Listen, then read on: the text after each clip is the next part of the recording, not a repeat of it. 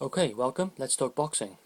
Before I take a look at the fight that's happening this weekend, I just want to run my thoughts by you regarding the fight that's happening, I believe, next weekend, here in the UK between Gavin Rees and Anthony Crolla.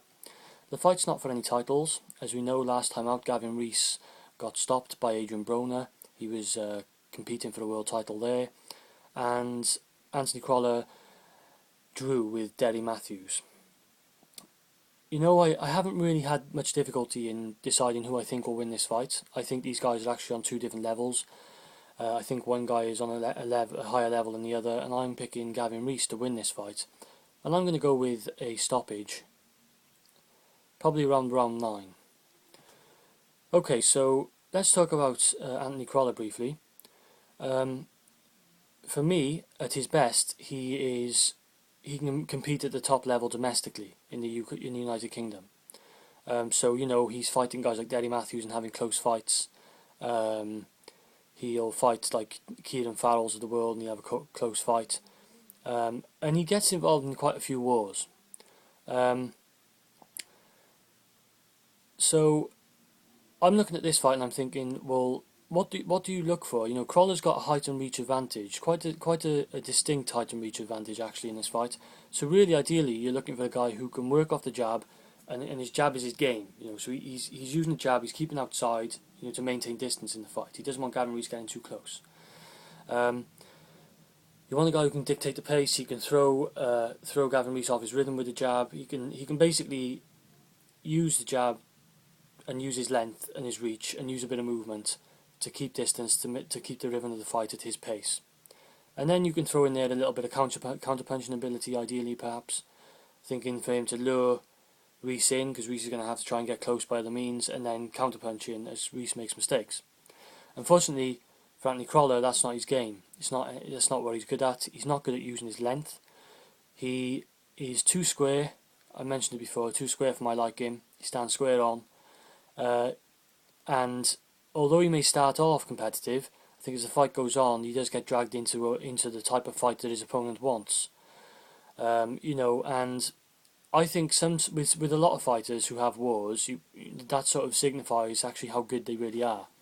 The best fighters in the world, in general, don't get into wars. They don't have really close fights. They tend to just put on a boxing display, and they fight their own fight. They fight to a game plan. They stick to a game plan.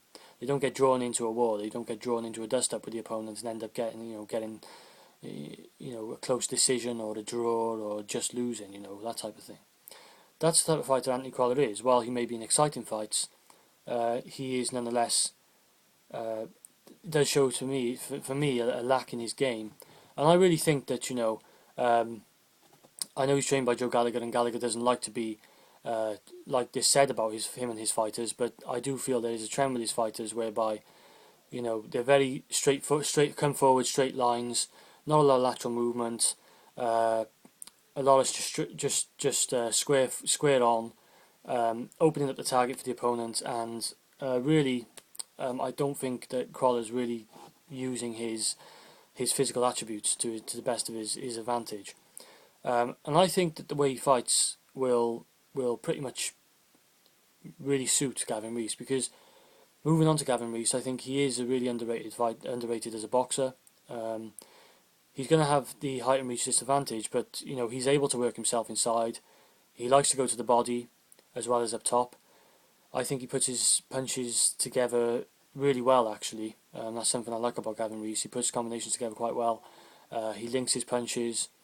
I think that the way that the stance that Crolla has opens up both sides of the body, which will suit Rees. And then he should work the body early. If I was advising him, work the body early, break down Crolla, and then start going up top as the fight progresses, as Crolla begins to tire and start to hurt Crolla. I think that's what's going to happen. I think what's going to happen is early on we may see a little bit of competition in there. I think as the fight goes on, you're going to see actual difference in the levels of these fighters, and you're going to actually see that Gavin Rees is of a higher level than Anthony Crolla, and I think he's going to break down Crolla. I think he's going to wear Crolla down, and perhaps get the TKO stoppage, like I said, around the 9th round. That's really my thoughts on the fight. we saw Derry Matthews. The best work that Derry Matthews did against Gavin Rees was when he was using length early on. He was using that jab, and he was luring Rees in, and then he was coming in with the quick lead left hook, and he was catching Rees, and he was having some good success. But even Matthews later on got broken down by Gavin Rees and got drawn into a bit of a war. I think that's exactly what's going to happen with Crolla, and I think it's going to go pretty much the same way. I'll go for round 9. It could be earlier. Crolla could survive. He is a tough guy, but I think that Rees will be a bit too classy to let him off the hook. So they're my thoughts on that fight. Please let me know what you guys think. I'll be interested to know your thoughts. I know there are some Crolla fans out there who will disagree with me, who will actually, please do provide me with your thoughts and your opinion on how you think Anthony Crolla wins this fight. So, thanks for watching. This is Boxbred, and I'm out.